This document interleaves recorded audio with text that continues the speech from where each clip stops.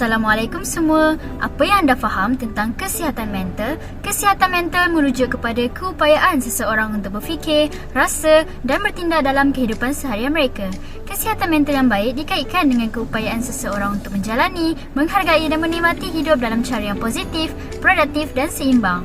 Individu yang mempunyai kesihatan mental yang buruk pula mungkin mendapati diri mereka tidak dapat menangani stres, kesakitan dan masalah lain. Jika tidak ditangani, maka boleh menyebabkan seseorang mengalami penyakit mental. Jadi, hari ini saya mahu kongsikan satu penyakit mental yang sering terjadi dalam kalangan remaja, iaitu Post Traumatic Stress Disorder atau lebih dikenali sebagai PTSD. PTSD biasa terjadi kepada individu yang mempunyai trauma lampau yang sangat teruk dan menyebabkan mereka mengalami episod panik akibat pengalaman lalu.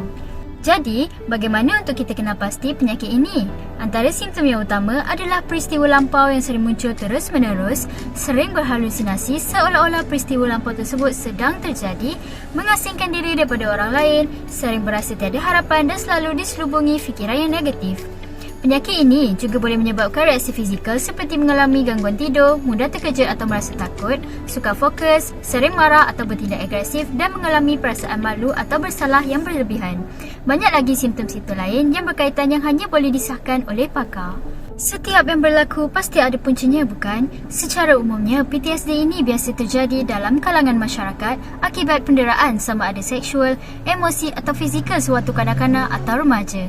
Selain itu, PTSD juga boleh berpunca daripada trauma peperangan seperti melihat kematian dan menghadapi kekerasan oleh serangan pengganas. Apakah rawatan untuk PTSD ini? Rawatan yang spesifik dilakukan melalui pakar psikiatri. Mereka akan melakukan beberapa terapi psikologi seperti terapi perilaku kognitif, CBT dan lain-lain terapi bergantung kepada keadaan pesakit. Terdapat juga jenis-jenis ubatan untuk membantu mengurangkan simptom pesakit seperti antidepresan, sedatif atau lebih dikenali sebagai ubat tidur dan antipsikotik. Ubat-ubatan ini tidak boleh dibeli di mana-mana farmasi kerana ia merupakan ubat terkawal dan memerlukan preskripsi daripada pakar. Jika anda atau orang sekeliling anda mengalami gangguan mental, berjumpalah pakar dengan segera. Selain itu, langkah awal untuk mencegah penyakit mental adalah dengan melakukan nature walk, bersenam dan mengamalkan pemakanan yang sihat.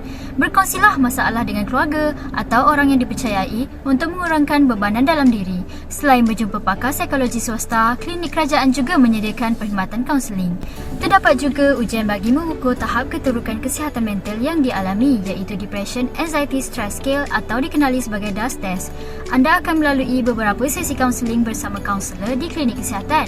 Jika keadaan anda tidak membaik atau semakin teruk, barulah dirujuk kepada pakar psikiatri. Kesimpulannya, jagalah mental anda dan #do not self-diagnose.